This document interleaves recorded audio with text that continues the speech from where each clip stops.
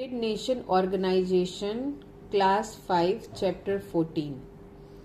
ये एक ऐसी ऑर्गेनाइजेशन थी जो सेकेंड वर्ल्ड वॉर के बाद बनी थी। हमारे पूरे वर्ल्ड में दो तरह की वर्ल्ड वॉर हुई। एक थी फर्स्ट वर्ल्ड वॉर जो कि स्टार्ट हुई थी 1914 से लेकर के 1919 तक चली। आफ्टर दिस वॉर एक ऑर्गेनाइजेशन बनी इस प्रिंसिपल के साथ कि पूरे वर्ल्ड में अब इस तरह की वॉर दोबारा ना हो, इसके लिए प्रिवेंट करेंगे, क्योंकि फर्स्ट वर्ल्ड वॉर में लाखों हजारों लोग मारे गए थे और उसके साथ ही साथ बहुत रुपया पैसा भी खर्च हुआ था। तो इकोनॉमिकली और फिजिकली पूरा यूरोपियन कंट्रीज बहुत ही सफ़र किया था। इसलिए इन्होंने ये सोचा कि अब ये वॉर, इस तरह की कोई वॉर दोबारा ना हो, इसलिए लीग ऑफ नेशन बना 1919 में। लेकिन ये लीग ऑफ नेशन कोई ज़्यादा इफेक्टिव नहीं रहा। इसने अपने प्रिंसिपल्स तो अच्छे बनाए, लेकिन कुछ ऐसी ह्यूमिलेटेड पॉलिसीज थी जिस वजह से ये लीग ऑफ नेशन फेल हो गया और ये league of nation he second world war का भी कारण बना, जो हुई थी 1939 में और ख़त्म हुई थी 1945 में। तो आफ्टर दिस वॉर यानी सेकेंड वर्ल्ड के वॉर के बाद फिर ऐसा ही एक लीग ऑफ नेशन जैसा ही एक और ऑर्गेनाइजेशन बना जिसको कि यूनाइटेड नेशन ऑर्गेनाइजेशन कहा जाता है। ये ऑर्गेनाइजेशन तब से लेकर के आज तक सक्सेसफुली वर्क कर रहा है और इस यूनाइटेड नेशन ऑर्गेनाइजेशन में पूरे विश्व के वो देश इस यूनाइटेड नेशन के मेंबर्स हैं जो कि पीस चाहते हैं, जो कि आपस में म्यूचुअल अंडरस्टैंडिंग चाहते हैं, जो कि ब्रदरहुड यानी भाईचारे पे विश्वास करते हैं।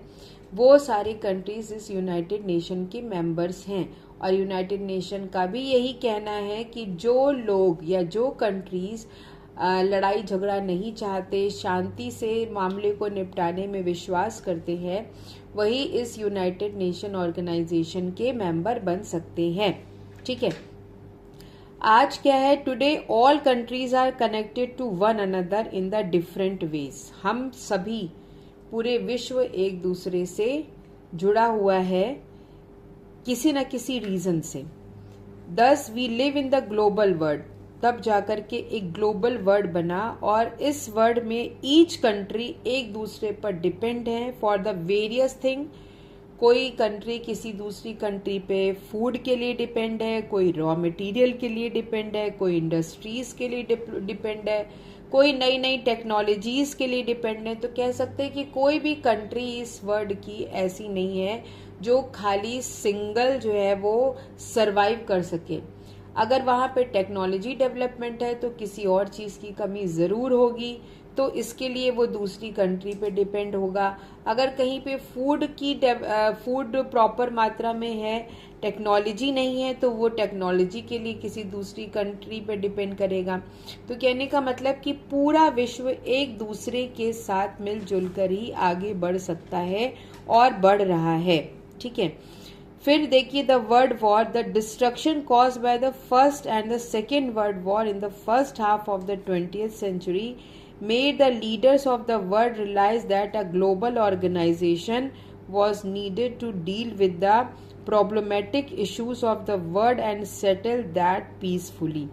यानी फर्स्ट वर्ल्ड वॉर और सेकेंड वर्ल्ड वॉर के डिस्ट्रक्शन के बाद पूरे विश्व ने 20th सेंचुरी में पूरे विश्व के लीडर ने ये रियलाइज किया कि एक ऐसी ग्लोबल ऑर्गेनाइजेशन की ज़रूरत है जो कि पूरे विश्व में जो भी प्रॉब्लमेटिक इश्यूज हों उनको सॉल्व करके पूर्वक उन मामलों को सुधार करके और सुलझा करके मतलब आगे बढ़ाए।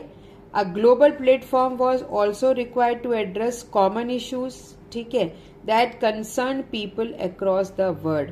यानी ये ग्लोबल प्लेटफॉर्म इसलिए भी ज़रूरी था ताकि वो कॉमन इश्यूज जो कि पूरे वर्ल्ड में फैले हुए हैं उनमें भी विचार विमर्श करके उनको सुधारा जा सके।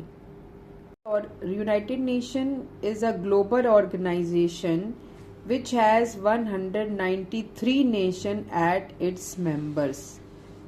इसमें 193 नेशन इसके मेंबर हैं और स्पेशली वो नेशंस जो आपस में शांति चाहते हैं, लड़ाई झगड़ा नहीं चाहते हैं, कोई भी इश्यूज को म्यूचुअल अंडरस्टैंडिंग से सॉल्व करने में बिलीव करते हैं. Birth of the United nation. The declaration by the United Nations was assigned by 1st January 1942 को 26 नेशन रिप्रेजेंटेटिव्स ने मिलकर के इसको कि भाई ये एक ऐसी ऑर्गेनाइजेशन बनेगी, इसके लिए डिक्लेयर किया था. United nation was officially use for the first time.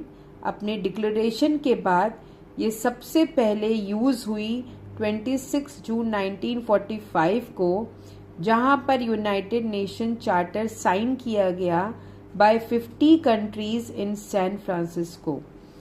ये San Francisco the United State of America में है, जहां पे 50 कंट्रीज ने मिल करके इसका पूरा फाइनल चार्टर साइन किया और इसके रूल्स और रेगुलेशंस को बनाया, फ्रेम किया और उसको फॉलो करने के लिए इम्प्लीमेंट किया. ठीक है. सो ये country became the original member along with Poland which sign the charter, latter taking the member count to 51. United Nations organization officially came into existence on 24th October 1945. Finally, ये 24 अक्टूबर 1945 से officially work करना इसने शुरू किया. हर साल 24 अक्टूबर को हम United nation day celebrate करते हैं. इसका हेडक्वार्टर जो है वो न्यूयॉर्क यूएसए में है और तब से ये यूनाइटेड नेशन प्रॉपरली वर्क कर रहा है. Now next is objectives of the UN. Main objectives क्या है यूएन के? To maintain international peace and security. पूरे विश्व में शांति और व्यवस्था बनाए रखने की. Promotion of the friendly relation among member nations, यानी जितने भी नेशंस हैं वो आपस में दोस्ती का संबंध बना करके रखें. Achievements of the international cooperation in solving problems. अगर पूरे विश्व में कोई भी दिक्कत होती है, कोई भी प्रॉब्लम्स आती है, तो उसको पूरा विश्व मिल करके सॉल्व करे. जैसे कि अभी कोविड में हुआ था. कोविड एक ऐसा महामारी थी, ऐसी पेंडेमिक था जो पूरे विश्व में फैला हुआ था और सभी देश के लोग इस यूनाइटेड नेशन के और ऑर्गेनाइजेशन की एजेंसी, जिसे कि WHO कहा जाता है, इन लोगों ने इस पोलियो से बचाव के कई तरीके और जो है वो साधन जुटाए थे. उसके बाद promotion of human rights and the fundamental freedoms. United nation के कई ऑर्गन्स हैं. पहला है जनरल असेंबली, दूसरा है सिक्योरिटी काउंसिल, तीसरा है सेक्रेटरीट, चौथा है इंटरनेशनल कोर्ट ऑफ जस्टिस और पांचवा है एजुकेशन एंड सोशल काउंसिल और फिर ट्रस्टीशिप काउंसिल. ठीक है. ये सारे ऑर्गन्स अपने अपने डिपार्टमेंट का वर्क करते हैं, क्योंकि ये जो हमारा यूएन है ये वर्ल्ड ऑर्गेनाइजेशन है, पूरे वर्ल्ड के लिए ये वर्क करता है. ठीक है. तो जनरल असेंबली जो है वो मेन बॉडी है इस यूएन का. इसके जो इतने मेंबर्स हैं, यानी all the members nations are represented in this assembly. Decision regarding issues related to the objectives of the UN are taken here. These decisions are based on the votes of the member nation. इस general assembly में पूरे विश्व के जो भी Nations इस United nation के member हैं, उन देश के एक एक मेंबर इस जनरल असेंबली का मेंबर है. कोई भी डिस्कशन होता है, कोई भी जो है वो मैटर सॉल्व किया जाता है या किसी से रिगार्डिंग कोई भी ऑब्जेक्टिव्स होते हैं, सारे नेशंस मेंबर्स के सामने होते हैं और उनकी वोटिंग के आधार पर डिपेंड करता है.